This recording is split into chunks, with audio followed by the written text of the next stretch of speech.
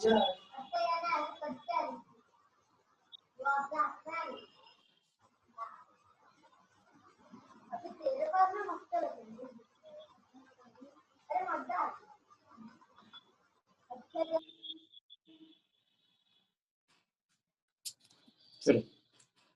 Very good afternoon आप सभी को। Very good afternoon Kaustubh. Good afternoon sir. Good afternoon sir. Good आज afternoon. का discussion CA foundation maths plus LR में 50 plus score करना है। देखो, एक आपके माइंड में एक डाउट आना चाहिए, सर हमें क्या गया था, तो आपने यहाँ पे 50 प्लस क्यों लिखा हुआ है? तो इसका रीजन मैं आपको बता दूं, मैंने अभी 5 मिनट पहले ही चेंज किया इसे, क्योंकि मैंने अभी थोड़ी देर पहले देखा कि एक पर्टिकुलर स्टूडेंट को 97 मार्क्स मिले पेपर 3 में 100 में से। आप इमेजिन करो 97 मार्क्स, 97 आउट ऑफ 100, तो कितना बढ़िया मार्क्स हुए 97 मार्क्स। तो हम भी थोड़ा हमारा लेवल ऊपर करेंगे, हमने 45 प्लस से 50 प्लस कर दिया हमारा, ठीक है। बट क्या हम इमेजिन कर सकते थे, क्या हम सपने में भी सोच सकते थे 97 मार्क्स हमें मिल सकते हैं? तो इसका रीजन है देखिए कि सपने तो देखना बहुत जरूरी है, क्योंकि सपने सिर्फ उन्हीं के पूरे होते हैं जो सपने देखते हैं।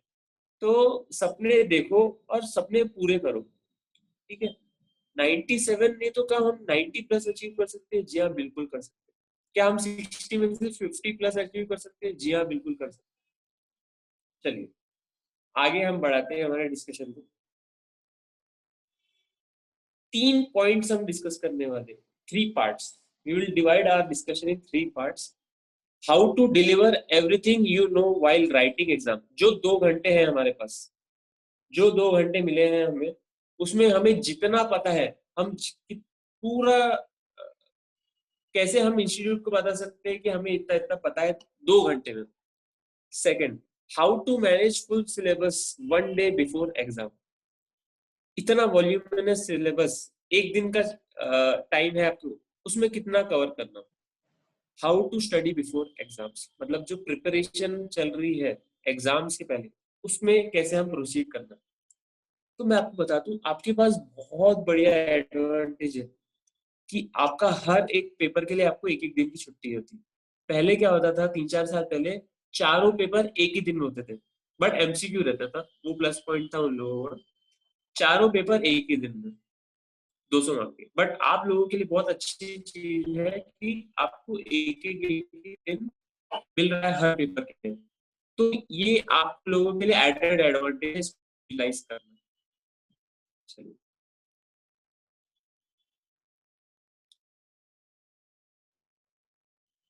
How to deliver everything you know while writing exams, ठीक है।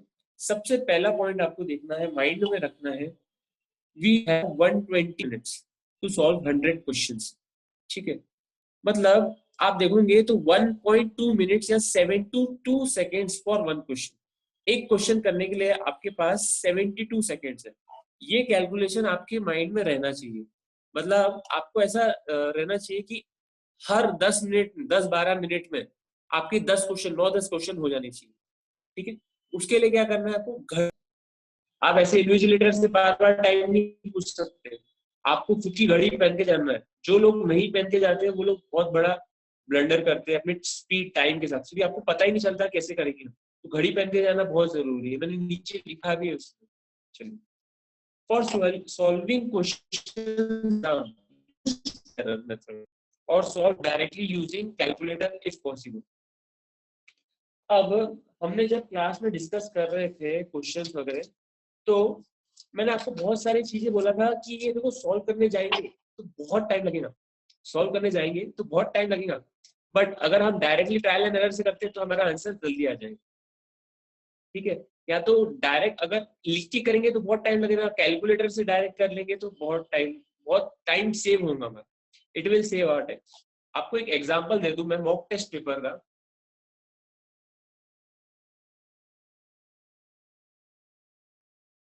मॉक टेस्ट पेपर आप क्वेश्चन नंबर 25 देखेंगे,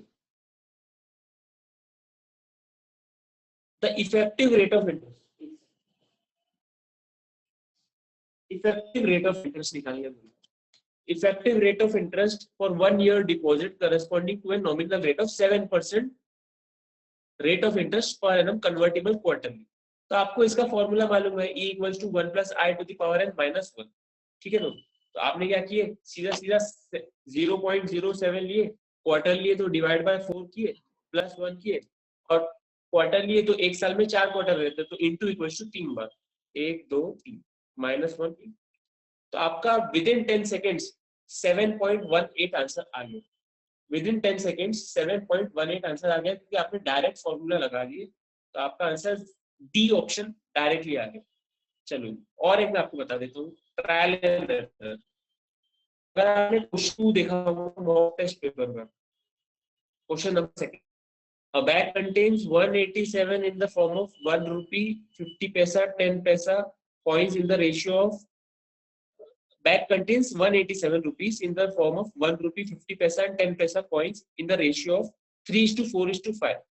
अब ये क्वेश्चन सॉल्व करने जाएंगे ना तो थोड़ा टाइम लगेगा, थोड़ा टाइम 1-1.5 मिनट लगेगा, पर आप अगर ट्रायल एंड एरर से देखोगे कि यहाँ पे इन्होंने दिया है कि ये 1 रुपए का कॉइन है, 50 पैसे का कॉइन है, 10 पैसे का कॉइन, इन तीनों की वैल्यू वाइज आपका आ जाना चाहिए 187, जिसमें वैल्यू 187 आया और रेशियो ये आया, वो आपका आंसर है। अब आप देखोगे 102 रुपए, 1 रुपए का कॉइन है, उसकी वैल्यू क्या रहेगी, 102 रुपए। 136 रुपीज है, 50 पैसे के कॉइन है, इसकी वैल्यू क्या रहेंगी बताओगे, 68 रुपीज रहेंगी, प्लस 68। अब 170 रुपए है, 10 पैसे के, तो इसको वैल्यू वाइज कितने रहेंगे, 17 रुपए रहेंगे, प्लस 17। अब आप देखोगे ये तीनों का टोटल ही 187 आ रहा है, तो क्या मैं ये टिक करूंगा, जी हाँ बिल्कुल मैं ये टिक कर सकता हूँ। आप बाकियों का भी चेक कर सकते हैं, 187 नहीं आ रहा है, इसका भी 187 नहीं है, तो नन है, तो यही आंसर है। और आपको ये सॉल्व करने में लगे मात्र 10 सेकेंड्स, और आपके पास कवर कितने का है, क्वेश्चन कितने का, 1.2 मिनट्स, मतलब 72 सेकेंड्स, मतलब आपने 60 सेकेंड्स जल्दी कर दिया। ये 60 सेकेंड्स आप बाकी क्वेश्चंस में यूज कर सकते हैं जो थोड़े लेंथी, ये एक एडेड एडवांटेज रहता है। अगर आप कैलकुलेटर पे एकदम फास्ट ढूंढ सकते हैं कि कौन सा क्वेश्चन ट्रायल एंड एरर से हो सकता है। ये मैंने एक एग्जांपल दिया, ठीक है।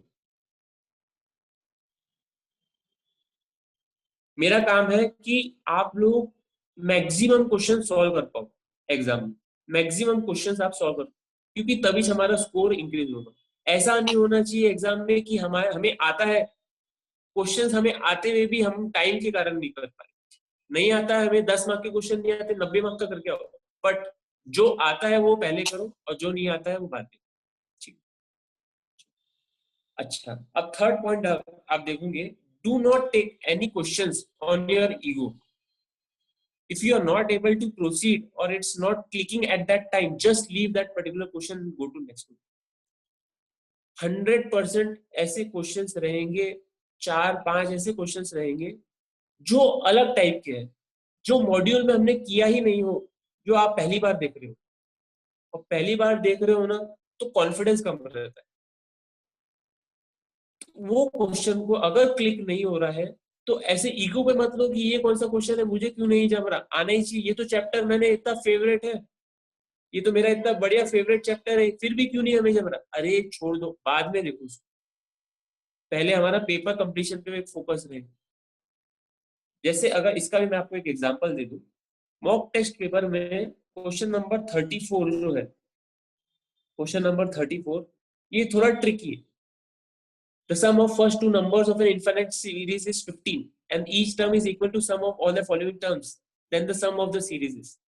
ये क्लिक क्वेश्चन पढ़ के क्लिक ही नहीं होता जब तक आप सॉल्व करने नहीं बैठो, तो ये क्वेश्चन जो क्लिक नहीं हो रहे हैं उसको आखिरी में करो, ठीक है। ये सोल्यूशन हम नहीं कर रहे अभी, अगर आपको सोल्यूशन देखना है तो मॉक टेस्ट पेपर का वीडियो मैंने डाला है यूट्यूब पे, आप देख सकते हैं। तो ऐसे ऐसे क्वेश्चन हमें बचना है। देखो इंस्टीट्यूट बहुत माइंड गेम भी खेलती है हमारे साथ।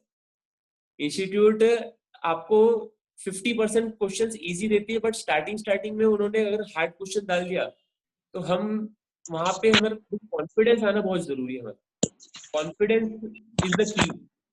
वो 2 घंटे हमें अपने आप को कूल रखना है और एकदम कॉन्फिडेंटली पेपर देना, ठीक है। हाँ, अब आ जाता है कॉन्फिडेंस वाला point. Do not panic during the exam, motivate yourself during the exam. देखो हमने मेहनत की है, इजीली हम जाने नहीं वाले। एक क्वेश्चन गलत हो गया, 2 क्वेश्चन गलत हो गए, नहीं जम रहे, कोई टेंशन वाली बात नहीं है, कोई टेंशन वाली बात नहीं है। पैनिक नहीं होना है हमें। या तो फर्स्ट पेपर हमारा या सेकंड पेपर कोई बिगड़ता है तो तीसरे पेपर पे उसका इफेक्ट नहीं आना चाहिए। जो हो गया वो भूल जाओ, डरना मना है सीए में, डरना मना है, ठीक है? इतना आप ये बात ध्यान रखो। फिफ्थ पॉइंट तो मैंने आपको पहले ही बता दिया, wrist watch is must, it will display your speed during the exam. Her 10-10 minute में वॉच देखो या 15-15 मिनट में वॉच देखो, उस हिसाब से देखो आपके उतने क्वेश्चंस हो रहे हैं क्या, 10 क्वेश्चन या 15 क्वेश्चंस हो रहे हैं, उस हिसाब से हमें आगे बढ़ना है। wrist वॉच अगर आप पहन के नहीं गए तो आप बहुत पीछे चलोगे आपके पेपर से, आप अपने पेपर के साथ नहीं चलोगे, आप पेपर के पीछे बढ़ोगे। तो ये छोटी छोटी गलतियां कर सकते हो आप पेपर के 2 घंटे में, ठीक है। Start your paper with the questions in which you have confidence. Capture 40 to 45 marks in starting 40 to 45 minutes. This will help you gain confidence for attempting other questions. देखो ये सबसे बेसिक चीज है। 40 से स्टार्टिंग का अगर हम स्टार्ट अच्छा करते हैं, जैसे हम क्रिकेट की भी बात करते हैं, अगर ओपनिंग बैट्समैन स्टार्ट अच्छा करता है, एक पार्टनरशिप बिल्ड होती है, तो आप देखोगे कि इंडिया हमेशा वो मैचेस जीतती है और स्कोर बहुत हाई होता है। अगर स्टार्टिंग में विकेट्स चले जाते हैं तो बहुत डिफिकल्ट रहता है बाद में स्ट्रगल करके जीतना, ठीक है। तो वही चीज है हमारे पेपर के साथ होनी चाहिए कि स्टार्टिंग के जो 40-40 है, स्टार्टिंग के जो 40 to 50 मिनट्स है, उसमें आप वो क्वेश्चंस करो जिसमें आपको कॉन्फिडेंस है। ऑडिबल नहीं हूँ, am I audible? Yes sir. आवाज क्लियर नहीं आ रही मेरी? आ रही है सर। ऑडिबल हो ना? ओके, आ रही है, कोई दिक्कत नहीं, चलो आगे बढ़ते हैं। तो अभी 40 to 45 मार्क्स कैसे कैप्चर करें स्टार्टिंग की 45 मिनट्स में, तो मैं आपको बता देता हूँ। करना है हमें easy questions plus trial and error questions plus LR plus theory questions. अब आप बोलोगे सर ये हम ऐसे ढूंढेंगे क्या पेपर के बीच बीच में? जी नहीं, पेपर के बीच में जो ढूंढना नहीं है, आपको लाइन से देखते हुए जाना है कि ये इजी ट्रायल एंड एरर से सॉल्व, एलआर है क्या, थ्योरी है क्या। कि आपको पता है एलआर तो आप लोगों को बहुत अच्छे से आता है। थियरी क्वेश्चंस में आप स्टैट्स की बात कर रहा हूँ, अगर थियरी क्वेश्चंस की भी मैं बात करूँ तो अगर मैं क्वेश्चन नंबर आपके मॉक टेस्ट पेपर में आपको एग्जांपल के तौर पर दिखा रहा हूं, 7 की बात करूं, सेट नो एलिमेंट, एक सेट है उसके अंदर कुछ भी एलिमेंट नहीं। अब सिंगलटन सेट तो आपको पता है जिसके अंदर एक एलिमेंट होता है। सी ऑप्शन देखो, फाइनाइट सेट मतलब जिसके अंदर फाइनाइट नंबर ऑफ एलिमेंट्स रहते हैं। इनफाइनाइट सेट मतलब जिसके अंदर इनफाइनाइट नंबर ऑफ एलिमेंट्स रहते हैं। बचा बस ऑप्शन बी नल सेट मतलब कुछ कोई भी सेट। तो आपका ये तो 5 सेकंड में हमारा आंसर आ गया, नल सेट 5 सेकंड में हमारा आंसर आ गया। तो यहाँ पे हमारे 72 सेकंड्स थे, उसमें से सिर्फ 10 सेकंड समझो तो 60 सेकंड यहाँ पे भी बच गए। कॉन्फिडेंस सही आंसर है हमें, मतलब जिंदगी में ये गलत नहीं हो सकता ऐसे क्वेश्चन से। चलिए, और अगर मैं आपको बोल दूं तो क्वेश्चन नंबर 14 आप देखोगे, क्वेश्चन नंबर 14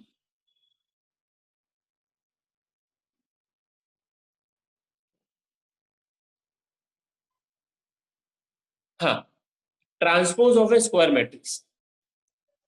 स्क्वायर मैट्रिक्स को अगर ट्रांसपोज करते हैं तो क्या बनेगा? तो ऑब्वियस सी बात है वो स्क्वायर मैट्रिक्स का स्क्वायर मैट्रिक्स ही रहेगा, क्योंकि नल मैट्रिक्स तो होगा नहीं, कुछ भी एलिमेंट ऐसा हो नहीं सकता, रो मैट्रिक्स नहीं, कॉलम मैट्रिक्स नहीं, स्क्वायर मैट्रिक्स। क्या कुछ दिमाग लगाना पड़ा? बेसिक बेसिक से फंडे है। तो यहाँ पे भी आपने 60 सेकंड बचा लिया।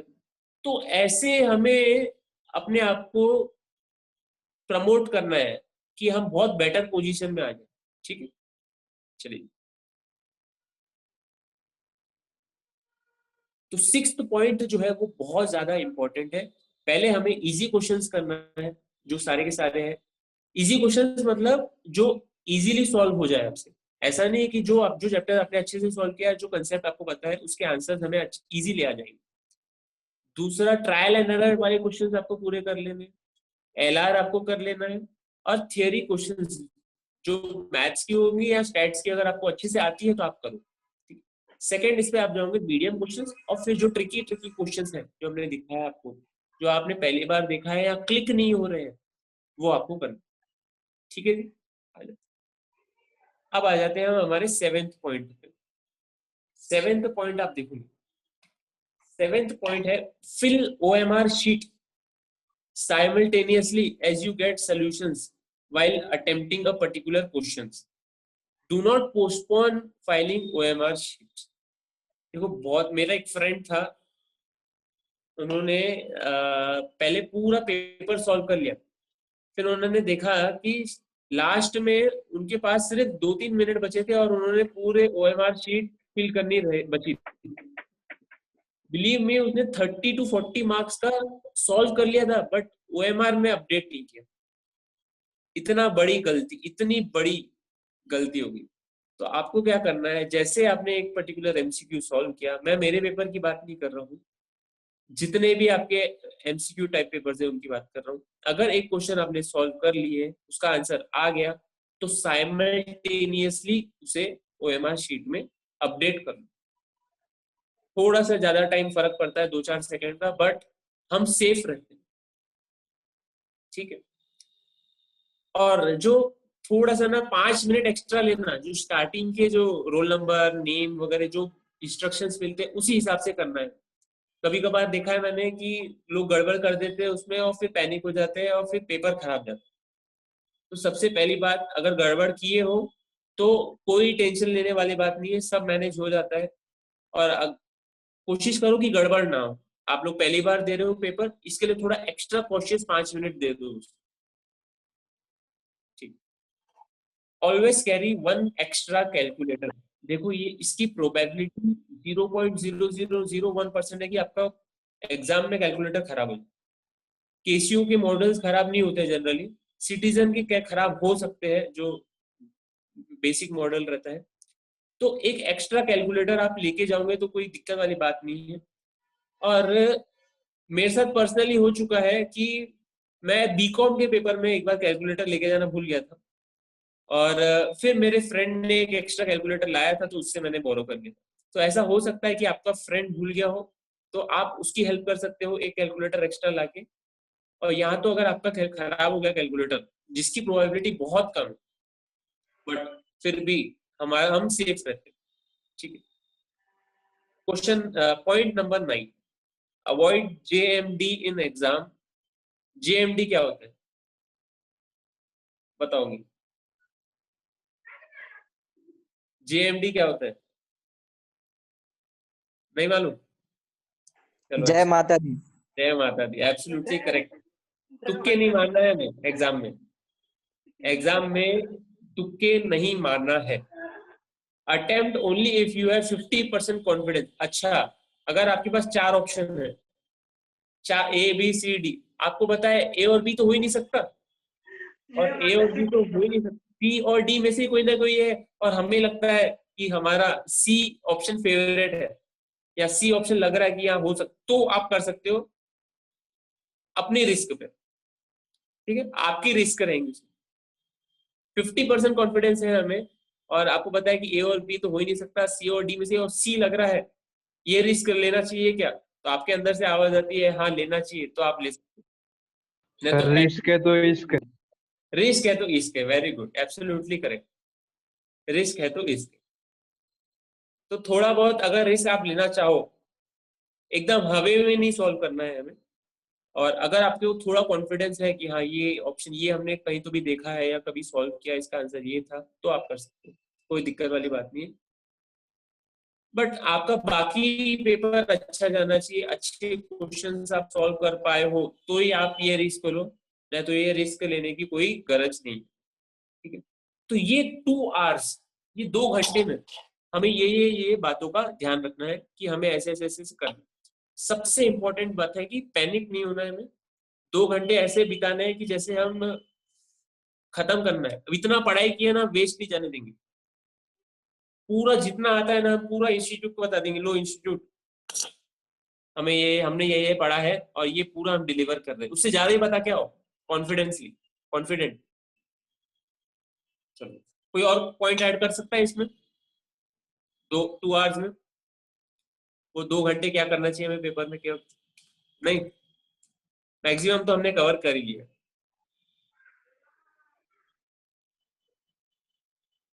चलिए, how to manage full syllabus, how to manage full syllabus 1 day before exam. अब देखो मैथ्स का पेपर रहता है पेपर 3 और आपका पेपर स्टार्ट हो रहे हैं मेरे ख्याल से 8 दिसंबर से। 8 दिसंबर को आपका फर्स्ट पेपर है। हाँ, चयन ने बहुत अच्छी एक ऐड किया है पॉइंट, वेरी गुड चयन। चयन ने बोला है कि एग्जाम सेंटर पे एटलीस्ट हाफ एन आवर पहले पहुंचना चाहिए। एब्सोल्युटली करेक्ट चयन। थोड़ा अगर हम टाइम पे पहुंचते हैं, अगर लेट हो गए पेपर तो बहुत ज्यादा हम वापस पैनिक हो जाते हैं, घबराहट होती है हमें कि अब क्या होगा, अब क्या होगा, अब क्या होगा। नहीं, वेरी गुड चयन। हमें एग्जाम सेंटर पे एटलीस्ट हाफ एन आवर पहुंचना है। और ऑब्वियसली वेरी इंपॉर्टेंट, अभी का सिनेरियो और पहले के सिनेरियो अलग थे, तो अभी आप लोगों को प्रिकॉशन भी लेना है। थोड़ा सा अपने फ्रेंड सर्कल से दूर रहिए, अकेले रहिए और थोड़ा प्रिकॉशन रखिए, क्योंकि ये बहुत जरूरी है, आपका पेपर अफेक्ट कर सकता है उसके कारण। ठीक है, तो 15-20 मिनट्स आप जल्दी आ जाइए एग्जाम सेंटर पे। वो बेसिक क्वेश्चन रखिए अपने पास और मास्क लगाने की प्रैक्टिस करिए, मास्क पहन के रखिए, क्योंकि आप देखोगे कि मास्क पहन के रखना कंटिन्यूअसली बहुत ज्यादा डिफिकल्ट होता है। और आप एग्जाम के दिन आप जाओगे एकदम डायरेक्ट से मास्क पहन के, तो थोड़ा आप अपने आप को अनकंफर्टेबल महसूस करोगे। तो अभी से थोड़ा घर में प्रैक्टिस करके रखो कि जो मास्क आप पहनने वाले हो कंफर्टेबल वाला, वही आप पहन के रखो। ठीक है, तो आप लोगों का 8 दिसंबर से पेपर शुरू हो रहे हैं, 8th है और 10th है, और फिर 12th को मैथ, स्टैट्स और एलआर है। तो आप देखोगे 8th को आपका अकाउंट्स का पेपर है रिटर्न, और 10th को भी लॉ का पेपर है, वो भी रिटर्न। तो ये रिटर्न पेपर में ना इंसान थक जाता है थोड़ा सा, वेरी मतलब थक जाता है थोड़ा सा। एमसीक्यू में कोई दिक्कत नहीं रहती, पेपर लिख के रहो ना तो थोड़ा सा बॉडी थक जाती है हमारी। तो उस केस में आगे कैसे बढ़ना, ठीक है, वही हम डिस्कस करेंगे। Brush up all the questions which you have marked at the time of preparation. हमने जब क्लास में जितने क्वेश्चंस किए थे उसमें से मैंने आपको बोला था कि अगर आप 50 क्वेश्चन है तो 15-20 क्वेश्चन ऐसे मार्क करो जो हमें एग्जाम के एक दिन पहले करना है। हमने अगर एग्जाम के बाद आपने कोई एक्स्ट्रा क्वेश्चंस किए क्लासेस के बाद, वो आप मार्क करके रखो। क्वेश्चंस जो आपने टेस्ट के वक्त गलत किए वो आप मार्क करके रखो। जो आपने ट्रिकी क्वेश्चंस देखे वो आप मार्क करके रखोगे। वो क्वेश्चंस आपको देख के जाना है, सॉल्व करके जाना है। एक चीज बोलूंगा आपको कि 1 डे बिफोर पूरा चीज रिटर्न सॉल्व करने की बेसिस पे मत चले जाना।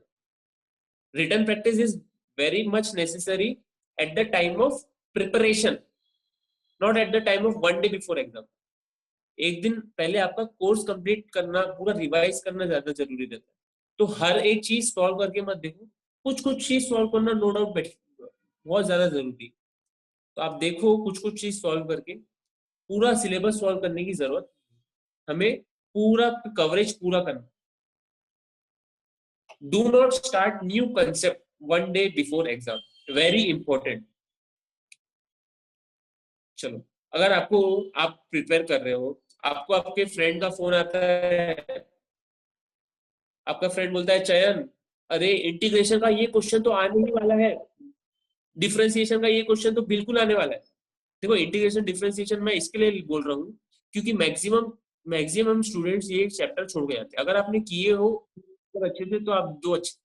अगर आपने छोड़ दिए हो चैप्टर, जो मैक्सिमम स्टूडेंट्स करते हैं, बट हमने तो पढ़ा है पूरा, जो जो लोगों ने पढ़े हुए हैं उन लोगों को डेफिनेटली करना चाहिए।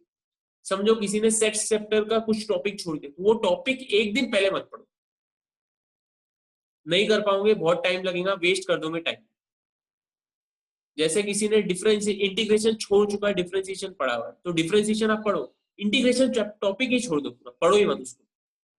फॉर्मूलाज आप रिवाइज करके जाना चाहते हो तो करके जा सकते हो, बाकी प्रैक्टिस उसकी लर्न कॉन्सेप्ट समझने के बीच, कॉन्सेप्ट समझने का टाइम गया आपका, 3 महीने मिले थे उसके लिए, अभी नहीं है होते। बहुत लोग होते हैं कि दूसरों की बातों में आ जाते हैं और नया टॉपिक शुरू कर देते हैं कि इसमें से, अरे मुझे इनसाइडर न्यूज मिली है, इसमें से 10 मार्क के क्वेश्चन आने वाले हैं, पढ़ के जाओ। अरे आएंगे, 10 ही मार्क के आएंगे ना, 90 मार्क तो है ना हमारे पास। समझ रहे हो बात को? तो इसके लिए आपको एक दिन पहले कोई भी नया टॉपिक नहीं पढ़ना है। ये मेरे सब्जेक्ट की बात नहीं कर रहा हूं, मैं सभी सब्जेक्ट की सेम ही है, कोई दिक्कत नहीं है इसमें। Revise each and every concept with formula summary and ICI module. देखो एवरीथिंग इज इंपॉर्टेंट, कुछ ना, आपका कोर्स अभी इतना नहीं है कि आप रिवाइज नहीं कर पाओगे एक दिन पहले, आपको एक दिन पूरा मिल रहा है, एक एक चीज आप अच्छे से बारीकी से पढ़ो। फॉर्मूला समरी आपने बनाए होंगे तो उससे पढ़ो, आईसीआई के मॉड्यूल से पढ़ो। फॉर्मूला समरी जो मैंने शेयर की भी किया था आप लोगों के साथ, उससे भी आप पढ़ सकते हो, बट मॉड्यूल भी साथ में रखना।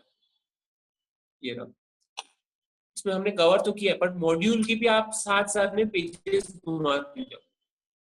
बहुत कम कॉम्प्लेक्स, मतलब एकदम क्रिस्प वे में, कॉम्प्लेक्स चीजों क्रिस्प वे में हमने सॉल्व किया हुआ है।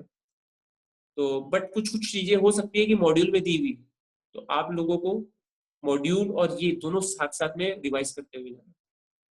ठीक है, जैसे अगर आपको 15 मिनट मिल रहे हैं, 15 मिनट में कुछ नहीं कर रहे हैं,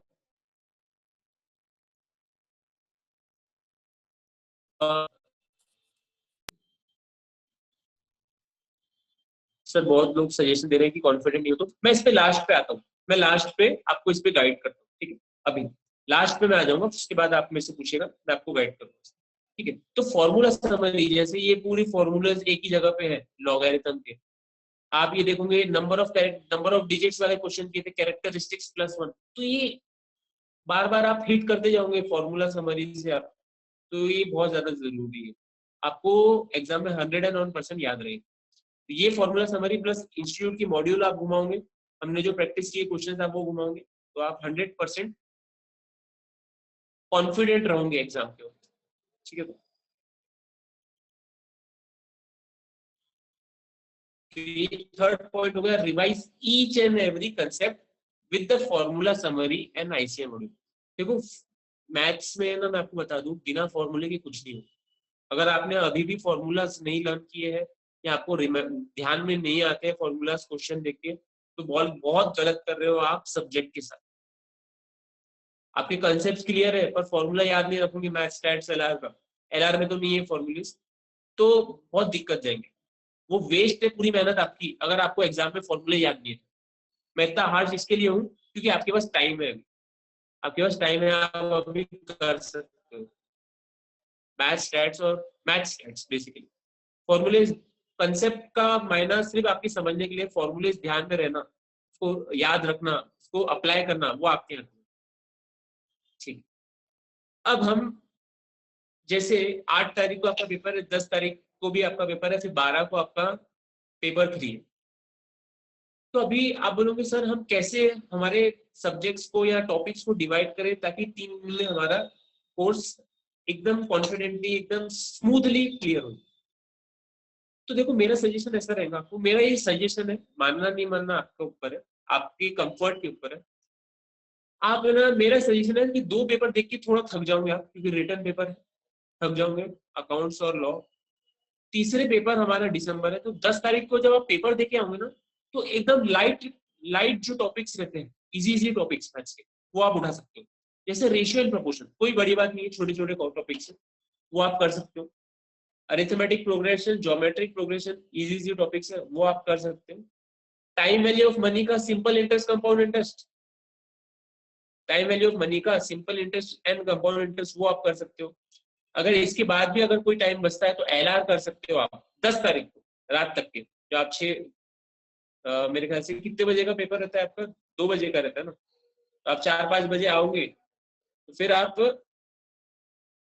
10-12 बजे तक आप पढ़ते हो, तो अगर आपके पास टाइम बचता है तो और आप एलआर भी पढ़ सकते हो। तो इजी इजी टॉपिक्स आपको पहले पढ़ना है, 10 दिसंबर को, जिसमें आपको ब्रेन को ज्यादा सोचना या ज्यादा बात ना हो। फिर हम देखते हैं 11 दिसंबर। 11 दिसंबर को हम पढ़ेंगे टाइम वैल्यू ऑफ मनी का एनुइटी टॉपिक पूरा अच्छे से एकदम रिवीजन के साथ। और शुरुआत में ही एलआर आप पूरे चैप्टर कर दो 3-4 घंटे में, और होते हैं, कोई दिक्कत नहीं, 3-4 घंटे से ज्यादा मत देना एलआर को, क्योंकि इजी टॉपिक से हो जाएगा आपसे। 3-4 घंटे में आपने पूरा एलआर कर लिया, टाइम वैल्यू ऑफ मनी कर लिया, तो आप देखोगे कि आपने सुबह 11 तारीख की सुबह 10, 11, 12 बजे तक max to max 40 mark complete कर लिए। कॉन्फिडेंस आएगा आपको कि हाँ अभी तो आधा एक दिन ही हुआ है और हमने 40 मार्क कंप्लीट कर लिए, 20 मार्क का एलआर और 20 मार्क का ये time value of money, AP GP ratio proportions. तो 40 मार्क आपने कवर कर लिए, कोई दिक्कत वाली बात नहीं। उसके बाद आप स्टैट्स कर सकते हो आपका। और फिर 12 दिसंबर को जो भी रिमेनिंग टॉपिक्स बचे आपके, स्टार्ट करना है परम्यूटेशन कॉम्बिनेशन। सुबह उठते से परम्यूटेशन कॉम्बिनेशन, सेट्स चैप्टर, फिर चैप्टर 2 एंड चैप्टर 3 जो है आपका मैट्राइसेस और quadratic equations, chapter 3 linear inequalities easy, आधे घंटे का chapter, and differentiation integration last में। और आखिरी में जब आप खत्म कर लोगे पूरा, at last just go through all the formulas of mathematics with the summary notes and ICI module. Summary notes मैंने आपको अभी दिखाया, और आईसीआई मॉड्यूल भी आपको देखना है। मैं आईसीआई मॉड्यूल देखो, मैं आपको बताऊं कि मैं एक आईसीआई का वो हूं, आईसीआई मेरे लिए भगवान है। तो भगवान की दी हुई बुक बाइबल को हम कैसे छोड़ सकते हैं? तो आईसीआई मॉड्यूल तो बिल्कुल बिल्कुल आपको देखना है, और उसके साथ आप समरी मॉड्यूल, समरी नोट्स देख सकते हैं।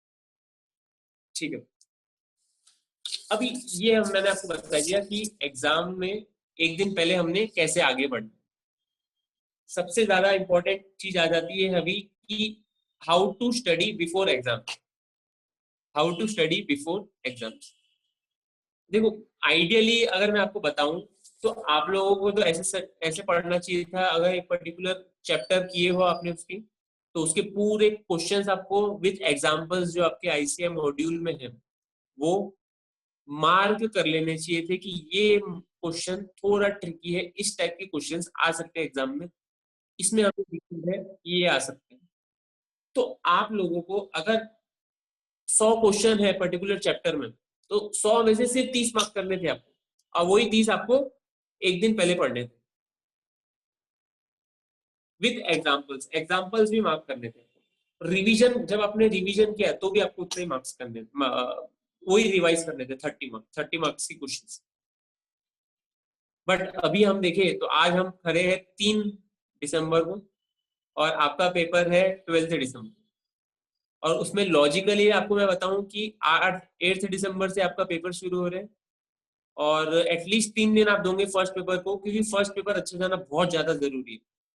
तो 5th, 6th और 7th तो आप वही करोगे, 5th, 6th और 7th तो आप अकाउंट से करोगे। तो लॉजिकली आपके पास अभी हाथ में है 3rd दिसंबर और 4th, 3rd and 4th। Study before exam के लिए एज ऑन डेट आपके पास सिर्फ 2 दिन। तो 2 दिन में हम कैसे कर सकते हैं? देखो 2 दिन में अगर मैं आपको बताऊं तो अगर आप लोगों ने बाकी सब्जेक्ट्स अच्छे से कर लिए हो, मैथ्स में अगर थोड़ी दिक्कत हो, तो मैं आपको बताऊंगा कि जो हमने 12 दिसंबर को पढ़े हैं ना, 12 दिसंबर को जो हमने पढ़ना था, क्योंकि देखो 12 हो सकता है कि हमें टाइम नहीं मिले, जो ये टॉपिक्स है 12 दिसंबर वाले टॉपिक्स, क्योंकि 11 दिसंबर को हम पूरा कवर कर लेंगे, सफिशिएंट टाइम है। 10th को भी सफिशिएंट टाइम है, 12th को हमें टाइम कम पड़ सकता है, तो हमें फटाफट फटाफट रिवाइज करने के लिए इजी हो जाए। तो मैं आपको सजेस्ट करूंगा कि 12 दिसंबर से अगर आपका इन चारों टॉपिक्स में से कोई टॉपिक आपको अच्छे से, अगर मैं आपको बोलूं तो ये 2 टॉपिक्स आप कर सकते हो, सेट्स और परम्यूटेशन कॉम्बिनेशन। बस ज्यादा चैप्टर्स क्योंकि बाकी भी सब्जेक्ट्स हैं आपके, तो सेट्स और पीएनसी आप करके जाओ, कोई दिक्कत वाली बात नहीं।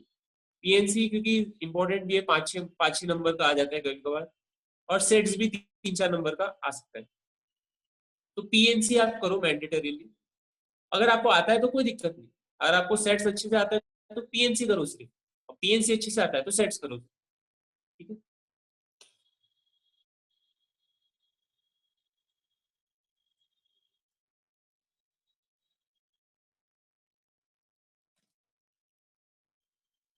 ठीक है, तो ये चीजें है आप लोगों के लिए। और देखो सबसे ज्यादा जरूरी है सीए स्टूडेंट्स के लिए कि अपना कॉन्फिडेंस एकदम आखिरी तक लेके जाओ। ऐसा नहीं है, देखो सभी लोग पढ़ते हैं, सभी लोग पढ़ते हैं, पर सभी लोग पास होते हैं क्या? नहीं। जो लोग आखिरी तक लड़ते हैं, एग्जाम तक के लड़ते हैं, वो लोग ही पास होते हैं। मैं आपको मैंने आपको शेयर किया है ये एक्सपीरियंस, और मेरे सीए फाइनल का एक्सपीरियंस मैंने आपको पहले से शेयर किया है, और मैं वापस आपके साथ शेयर करता हूँ। मैं आपको बता दूं कि मेरे 7 पेपर्स हो चुके थे। सीए फाइनल में 8 पेपर होते हैं, 7 पेपर हो चुके थे, और लास्ट पेपर था 8th पेपर। 7 पेपर्स हो चुके थे, लास्ट था हमारा 8th पेपर। 7 पेपर के लास्ट तक के मुझे पता चल चुका था कि मुझे 340 मिलेंगे 7 पेपर्स में, और सीए फाइनल में 8 पेपर में पासिंग रहते हैं मिनिमम 400 मार्क्स। मुझे इतना पता था कि मुझे 7 पेपर में 7 पेपर के मिला के टोटल मार्क्स 340 मिलेंगे। अगर मुझे सीए बनना है, अगर मुझे पास होना है दोनों ग्रुप, अगर मुझे सीए बनना है और अगर मुझे पास होना है दोनों ग्रुप, तो मुझे 8th पेपर में कुछ भी करके 60 प्लस लाना होगा, तभी मेरा स्कोर 400 आएगा। ये कैलकुलेशन मैंने पेपर के आने के बाद ही कर लिया था, 7th पेपर के आने के बाद। 8th पेपर का जो प्रिपरेशन रहता है 1 डे बिफोर वाला, वो करने के पहले की बात बता रहा हूँ। मैंने ये 340 मार्क्स अज्यूम कर लिए थे मुझे मिल सकते हैं, और मुझे 60 प्लस अगर मिलते हैं तो ही मैं पास हो पाऊंगा, नहीं तो मैं फेल। और believe me students, 8th paper के टाइम पे मैंने बहुत ज्यादा मेहनत किया था, बहुत मेहनत किया था। लिटरली मैंने, कैसे बोल सकते हैं, अपने आप से झगड़ा है। 3 घंटे जो पेपर के रहते हैं, इतना फास्ट, इतना लेंदी पेपर आता है सीए फाइनल का कॉस्टिंग का, उसमें इतना फास्ट लिख लिख के एटलीस्ट मैं 90 प्लस मार्क का सॉल्व करके आया था। मेरे मेरे जो फ्रेंड सर्कल में मैंने सबसे ज्यादा मार्क्स का सॉल्व करने, क्योंकि कोई 70 मार्क्स का सॉल्व कर पाया क्योंकि लेंदी पेपर आता, 80 मार्क्स का कोई सॉल्व कर पाया, कोई 85, मैंने 90 प्लस मार्क्स का सॉल्व करके आया था। और बिलीव में फ्रेंड्स, मुझे वो पेपर में कितने मार्क्स मिले होंगे? मुझे मिले 61 मार्क्स, और मुझे मिले 401 नंबर सीए फाइनल में। आप सोच नहीं सकते, ये एक पेपर ने मुझे पास और फेल का जो बाउंड्री थे मैं वहां खड़ा था, और ये एक लास्ट पेपर ने मेरा जो बोलते हैं ना नाव पार करा। तो आप बोल नहीं सकते कि आखिरी दम तक देखो हिम्मत नहीं हारना। जिस मैं तो देखो, मैं खुद ही आप बीती बता रहा हूँ, ये मैंने फॉलो किया है, और देखो मेरे साथ अच्छा हुआ कि आखिरी तक मैंने गिव अप नहीं किया। आप बोलोगे कि सर मेरा एक पेपर खराब गया उसके कारण दूसरा भी चले गया खराब, अरे ऐसा नहीं होता। 40 तो मिल ही जाते हैं। जो भूल पीछे की बात है वो उसको छोड़ दो, जो आगे आने वाला पेपर है उसके लिए अच्छे से पढ़ो। जितने कम लोगों से इंटरेक्ट कर सकते हो ना, उतने कम लोगों से इंटरेक्ट करो। और मैं आपको बता रहा हूँ कि 8th पेपर के एक दिन पहले मेरे जो प्रिंसिपल थे, जिनसे मैं बहुत ज्यादा क्लोज था, जिनके अंडर मैंने 3 साल आर्टिकलशिप की, उनकी डेथ हो गई थी। ठीक है, उनकी डेथ हो गई थी, मुझसे पढ़ा ही नहीं जा रहा था कि कैसे मतलब वो बहुत ज्यादा क्लोज थे मेरे, और एक जिनसे हमने सीखा है 3 साल, 3 साल की आर्टिकलशिप उनके अंदर किया हुआ है हमने, इतना कुछ सीखा है, उतनी मेमोरीज है उनके साथ। वो भी थे सीए थे, चार्टर्ड थे, सी आशीष सर। तो उनको तो आज भी मैं याद करता हूँ। बट 8th पेपर के टाइम पे मेरे लिए क्या जरूरी था? मेरे लिए था कि मेरा फ्यूचर। 1-1.5 घंटा मैं नहीं पढ़ पाया बरोबर। फिर मेरे पापा ने आके मुझे समझाया कि ये चीजें बहुत सभी के साथ होना है एक दिन, तो हमारे हाथ में जो चीजें हम उसे कंट्रोल कर सकते हैं, बाकी चीजें हम कंट्रोल नहीं कर सकते। मेरे हाथ में उस समय था कि फ्रस्ट्रेट होके छोड़ दूं, ये पास तो हो नहीं रहे थे, या तो मेहनत करूं आखिरी तक, फिर जो इंस्टीट्यूट मुझे देंगे मैं उससे संतुष्ट रहूंगा। मेरे हाथ में क्या है, पेपर देना, और वो भी मेरी 100% मेहनत के साथ। तो मैं भी आपको यही सजेस्ट करूंगा कि आखिरी दम तक के हमें लड़ना है हमारे पेपर से, पेपर मतलब एकदम सॉल्व करके ही आना है। वो आप एटीट्यूड आपका वैसा रहना चाहिए। डरने वाला एटीट्यूड यहाँ पे सीए में काम नहीं है। डर गया समझो मर गया, वो जो मूवी का डायलॉग है, जो डर गया समझो मर गया। तो डरना नहीं है, डरना मना है सीए एग्जाम्स में, ठीक है। माइंडसेट हमारा एकदम स्ट्रांग रहना चाहिए। स्ट्रांग कैसे रहेगा, जो पॉजिटिव लोगों के साथ रहोगे, आपके सर्कल में जितने पॉजिटिव लोग रहेंगे उसके कारण हमारा माइंडसेट स्ट्रांग रहेगा। चलिए अब आ जाता है लास्ट, हो गया, बाकी तो ये कोई है नहीं। Your future is in your hands, make sure you make it bright. आपके हाथ में आपका फ्यूचर, आपके हाथ में आपके, make sure you make it bright. अभी नहीं तो कभी नहीं, ऐसा तो बोलना नहीं चाहिए वैसे तो, बट ऐसा ऐसा आप समझ के दो कि ये हमारा फर्स्ट और लास्ट अटेम्प्ट है और इसी में ही हमें स्कोर करना है। क्योंकि गोल्स होना लाइफ में बहुत जरूरी है। जैसे आपका गोल है कि एक चार्टर्ड अकाउंटेंट बनना, बट चार्टर्ड अकाउंटेंट बनने के लिए आपको ऊपर तक जाना पड़ेगा। तो ऊपर के तक जाने के लिए स्टेप्स लेने पड़ेंगे, कुछ स्टेप्स लेने पड़ेंगे। तो वो स्टेप आपको, अगर आपने सीए फाउंडेशन में अच्छे मार्क्स स्कोर किए तो वो आपको सीए इंटर में हेल्प करेंगे। अगर सीए इंटर में आपने अच्छे मार्क्स स्कोर किए वो आपको सीए फाइनल में हेल्प करेंगे। तो ये एक एक स्टेप्स आप आगे बढ़ते जाओ, आपके लिए आगे की जो जर्नी है वो बहुत इजी होती जाएगी। समझ रहे हो? जैसे बेसिकली मैं आपको बता दूं कि मेरा मैथ स्ट्रॉन्ग था, तो इसके लिए मेरी आगे की जर्नी बहुत अच्छी है, एकदम फ्लुएंटली हमने पूरा मैनेज हो गया। तो ये ऐसे इसीलिए आप लोगों के लिए भी बहुत जरूरी है कि अभी से ही आप अपने बेसिक स्ट्रॉन्ग करते जाओगे, और मार्क्स आएंगे ना तो कॉन्फिडेंस आएगा, तो आप इंटर इजीली क्वालिफाई करोगे।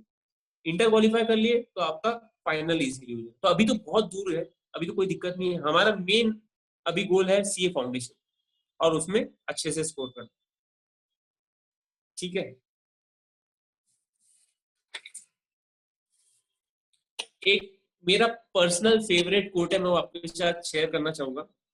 कि मैंने आपको उनका वीडियो भी दिखाया था क्लास में, अगर आपको याद होगा तो। और एक सी पंकज कपूर का है, you will be successful only when, you will be successful only when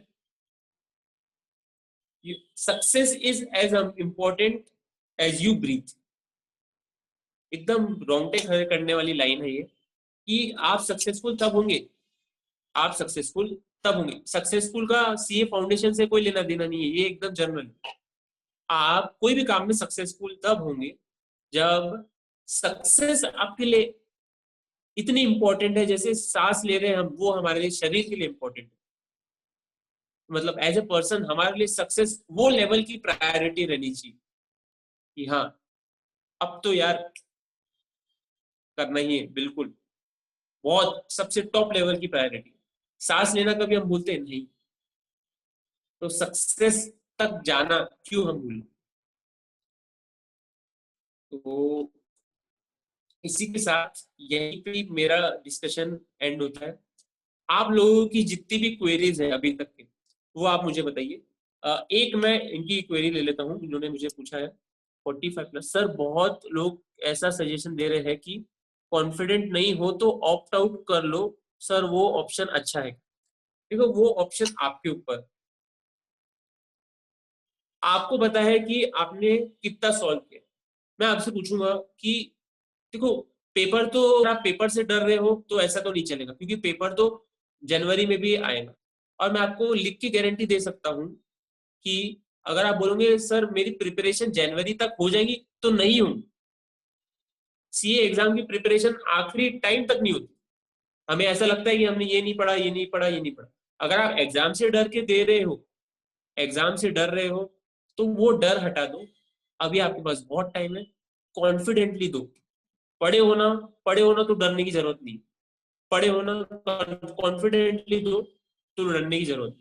अगर हाँ, अगर आपको जेन्युइनली लगता है कि ये पर्टिकुलर सब्जेक्ट मुझे नहीं जम रहा है, तो उसका आप एक मॉक टेस्ट पेपर सॉल्व करो।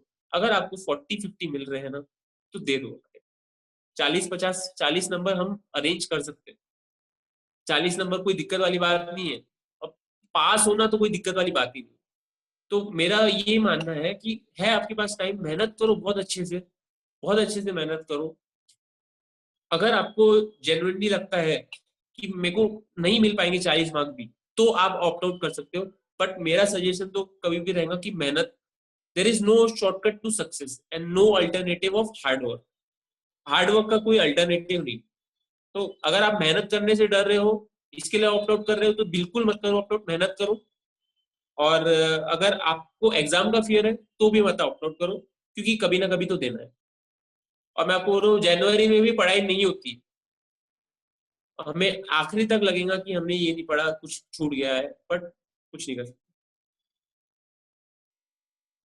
सर मैंने मॉक टेस्ट दिया बट कुडंट स्कोर 40। क्या आप मेरे को सब्जेक्ट बता सकते हो, कौन सा सब्जेक्ट है? सब्जेक्ट कौन सा है?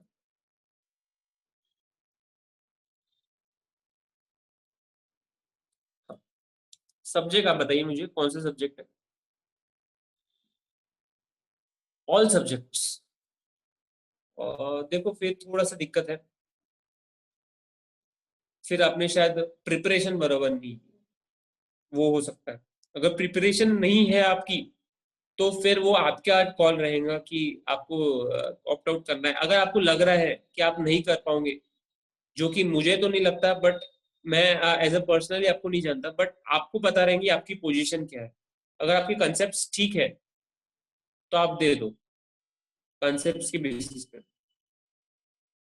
क्योंकि देखो अकाउंट्स में भी देखो, आप देखोगे, sir I M scoring 40 to 50 in paper 3 and all other papers, can I manage to 60, should I give the exam? Absolutely। अगर आप 40 to 50 स्कोर कर रहे हैं, तो थोड़ी और मेहनत करके क्या आप 50+ नहीं स्कोर कर सकते? बिल्कुल कर सकते हो। आप कहाँ गलती कर रहे हो, 40 to 50 50 मार्क कहाँ जा रहे हैं आपके, वो देखो आप। बिल्कुल कर सकते हो। अगर आप 40 to 50 मिल रहे हैं आपको, तो आप 50 to 60 क्यों नहीं जा सकते? बिल्कुल जा सकते हो। 10 ही मार्क का तो फर्क है, बिल्कुल जा सकते हो। मेहनत करो। जो गलत आ, ये एक कहावत थी ना, क्या कमी रह गई है वो सुधार करो, क्या कमी रह गई है वो सुधार करो। कोशिश करने वालों की कभी हार नहीं होती, वो एक है ना पोयम।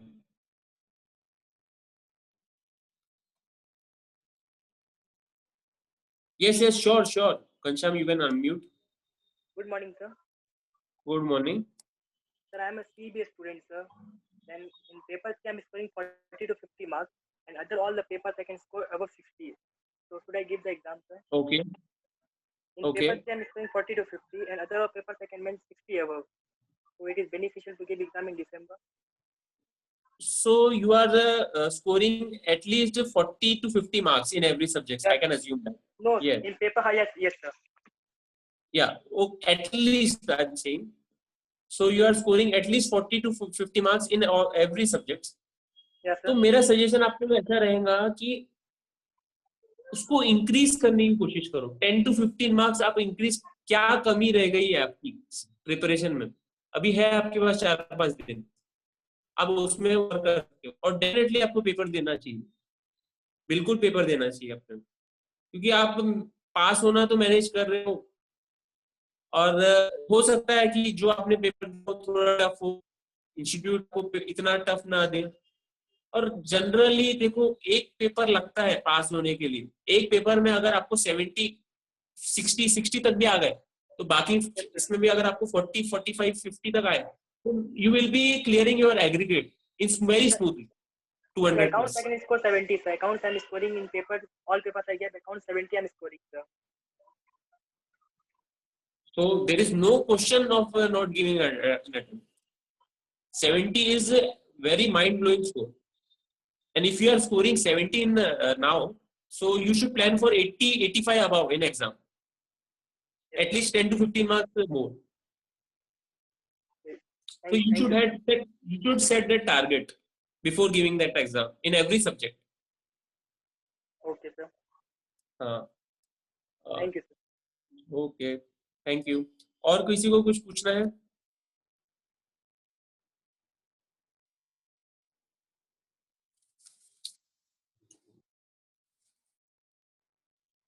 Yes.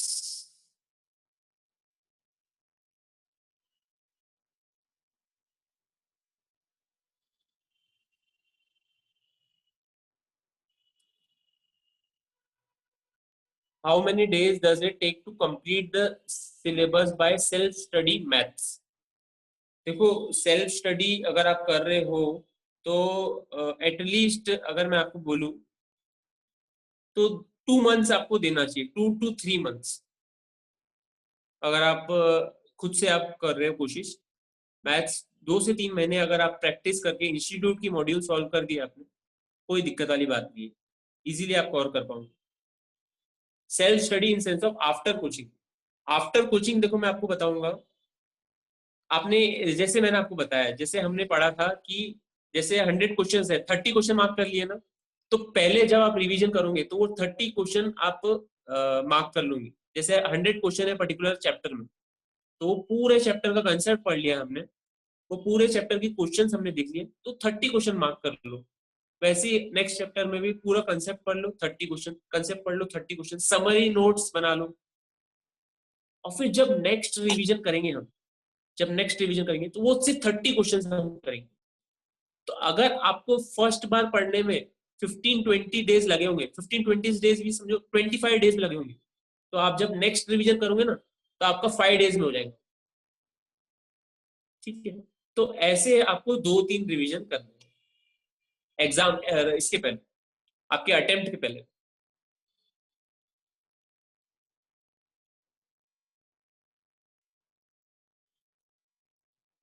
Yes, okay. और कोई किसी को डाउट? अटेम्प्ट देना कि नहीं? अटेम्प्ट तो देना ही है, कोई दिक्कत वाली बात नहीं है, बट किसी को कुछ कंफ्यूजन कुछ पूछ सकता है मुझसे? सर मैंने मैथ्स की मॉक टेस्ट पेपर दिया है, एक पेपर में वो 50 मिले, बट सेकेंड पेपर में 35 मिले। What should I do sir, please help. देखो 35 मिले या 50 मिले, कोई दिक्कत वाली बात नहीं है उसमें। आप कॉन्फिडेंट हो गया, कॉन्फिडेंट हो गया, वो मैटर करता है। चलो, आपको अगर मैं आप बोलोगे सर कॉन्फिडेंस कैसे मिले, तो मैं आपको बोलूंगा, आपसे क्वेश्चन पूछूंगा, क्या आपने ICAI के मॉड्यूल के क्वेश्चंस कर लिए? आपका आंसर होना चाहिए यस। यस। आपने मॉक टेस्ट पेपर कर लिए? तो आपका आंसर आना चाहिए यस, मुझे 50 मार्क्स मिले। आपने दूसरी मॉक टेस्ट पेपर किए तो आपका आना चाहिए यस, आंसर मुझे 35 मार्क्स मिले।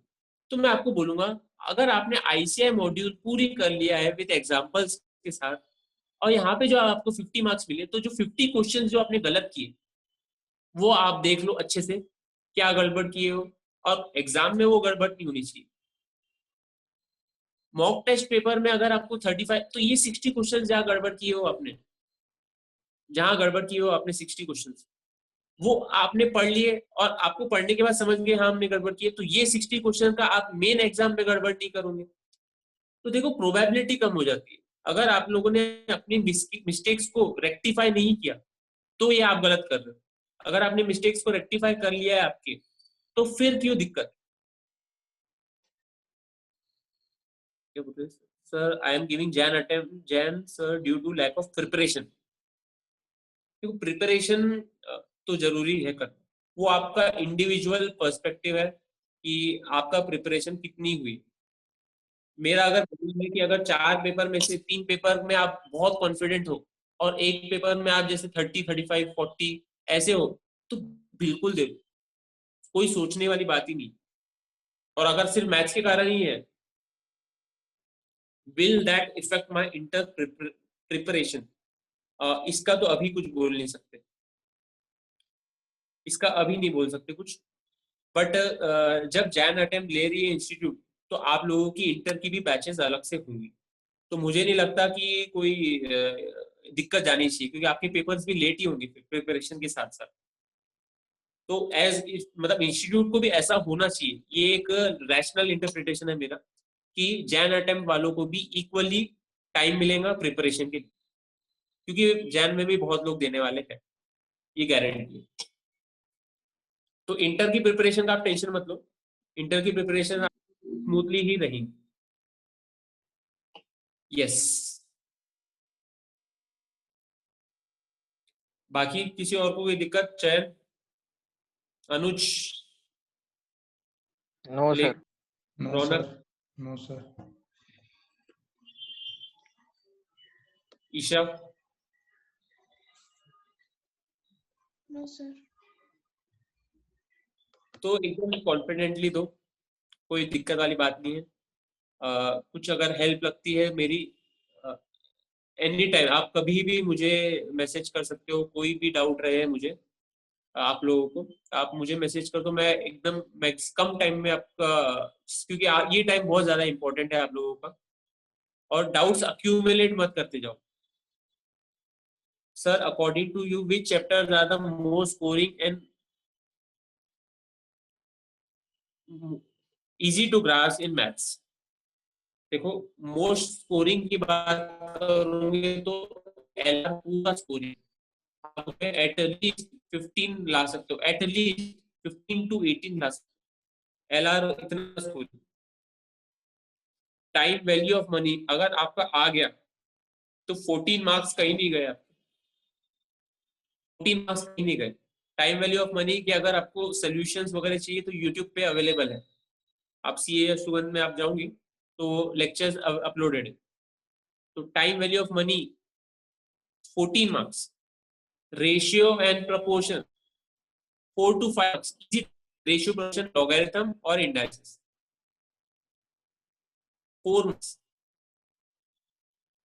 आप जाओगे अभी इजी अगर हम देखें तो परम्यूटेशन कॉम्बिनेशन इज टेक्निकल, अगर आपको आता है तो बहुत अच्छे से आएगा, अगर आपने क्लासेस बराबर नहीं किए तो आपको नहीं आएगा। तो PNC 5 marks, 5 to 6 marks. Sets another easy topic, ये इजी में आएगा, ये इजी, ये रेशियो एंड प्रोपोर्शन लॉग भी easy. Time value of money और पीएनसी अगर आपको आ गया तो बहुत इजी। सेट्स ये भी इजी में आएगा, 4 मार्क्स। तो आप यही देखोगे कि 15 + 14 29, 29 + 4 29 + 4 कितना हो गया? 33, 33 + 5 38, और 38 और 42 42 छो ना, 29 33 38 42 42 में से समझो 6 मार्क माइनस भी कर लो, गलत हो गए हमारे, तो कितने हो जाते हैं? 42 - 6 36। और स्टैट्स तो है ही हमारे पास, स्टैट्स तो है ही हमारे पास। क्या स्टैट्स में 24 नहीं आ सकते हमारे? 40 में से बिल्कुल आ सकते हैं स्टैट्स में। तो स्टैट्स तो इजी है मैथ्स, 6 कितना हो जाता है?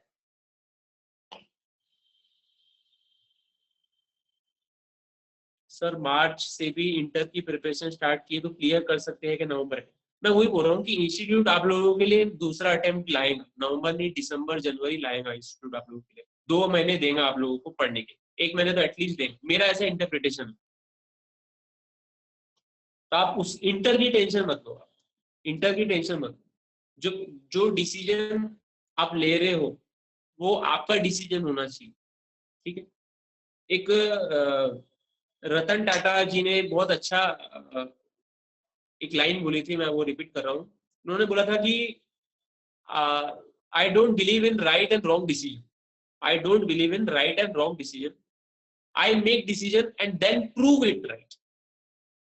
तो आप एक डिसीजन लो अच्छे से कि मुझे 75+ लाना है, 80+ लाना है, या एटलीस्ट 60 लाना है, 50 लाना है, या 90+ भी आप स्कोर कर सकते हो। लोगों को लगेगा कि आप सपना देख रहे हो, बट सपने से उन्हीं के पूरे होते हैं जो सपने देखते हैं, ठीक है। तो आप डिसीजन लो, अपना एक टारगेट सेट करो और उसको करो कि हाँ मैं सकता हूँ। बहुत बढ़िया बोलिए रतन टाटा जी ने कि I don't believe in right and wrong decisions, I make decisions and then prove it right. तब प्रूव करने की बारी है आपकी। आपने सीए चूज किया है, आपने जो भी अटेम्प्ट, नवंबर अटेम्प्ट या दिसंबर अटेम्प्ट या जैन अटेम्प्ट चूज कर रहे हो आप, तो डिसीजन लो और प्रूव करो कि हम राइट कर। और कोई क्वेश्चंस आप लोगों के?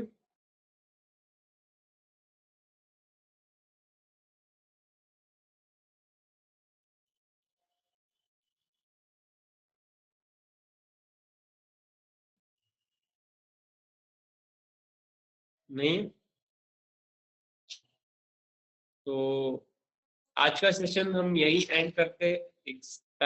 Thank you sir for your kind guidance, I will surely follow everything you told me. Thank you so much.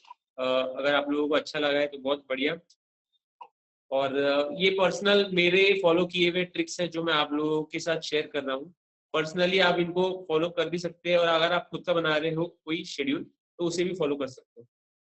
But एक चीज मैं आपको बोलूंगा कि थोड़ा सा कॉन्फिडेंस जो कम रहता है हमारा, जो सिनेरियो चल रहा है हमारा अभी प्रेजेंटली, जो नेगेटिव पीपल से हम बात करते हैं उनके थ्रू, तो हमारा माइंडसेट क्लियर रहना चाहिए और एग्जाम के वक्त हमें कॉन्फिडेंटली जाना चाहिए। बस अगर ये चीजें आपने कर दी है और प्रिपरेशन तो हमने किया ही है, फिर क्यों डरना? तो ऐसा नहीं होना चाहिए कि पेपर के वक्त हमारे हाथ कांप रहे हो, नहीं, ऐसा बिल्कुल नहीं होना चाहिए। ऐसा होता है लोगों के साथ, इसके लिए मैं आप लोगों को बोल रहा हूँ कि कॉन्फिडेंटली जाओ और मेहनत करो। अभी हमारे पास सिर्फ 4-5 दिन बचे पेपर स्टार्ट होने के, मतलब अभी तो पूरा 100% झोंक दो, 100% झोंक दो आप, ठीक है? अभी तो आपको सपने में भी मैथ्स के फॉर्मूलेज याद रहने चाहिए। अगर मैं आपको सपने में आके जगाऊं कि हाँ प्रेजेंट वैल्यू ऑफ एन्युटी का फॉर्मूला क्या है, तो आपको याद हो जाना चाहिए एन्युटी इंटू पीवीएन या annuity into 1 + i to the power n - 1 upon 1 + i to the power n into 1। तो ये फॉर्मूलेज आपको एकदम नींद में भी याद रहने चाहिए, ऐसे आप इतनी मेहनत कर लो। Thank you so much for your kind guidance, will for sure follow, will for sure follow your steps and go forwards towards success just as you told. And yes, I am very inspired by your story. Thank you so much sir, thank you so much. Thank you कौस्तुभ। चलो आज का session हम यही and करते हैं, ठीक है? और ऑल द वेरी बेस्ट आप लोगों के लिए। अगर आप लोगों को प्रिपरेशन के टाइम या आप 1 डे बिफोर एग्जाम मेरी कोई भी हेल्प लग सकती है, आप मुझे कॉल या मैसेज कर सकते हैं, अपने डाउट्स पूछ सकते हैं, ठीक है? तो आज का हम सेमिनार यही कंक्लूड करते हैं। मेरी बेस्ट विशेष आप लोगों के साथ है, और मेक श्योर कि आप अपने टारगेट से नीचे नहीं ऊपर लैंड करो जब रिजल्ट आए, ठीक है? तो ऑल द वेरी बेस्ट। चलो बाय बाय। Thank you.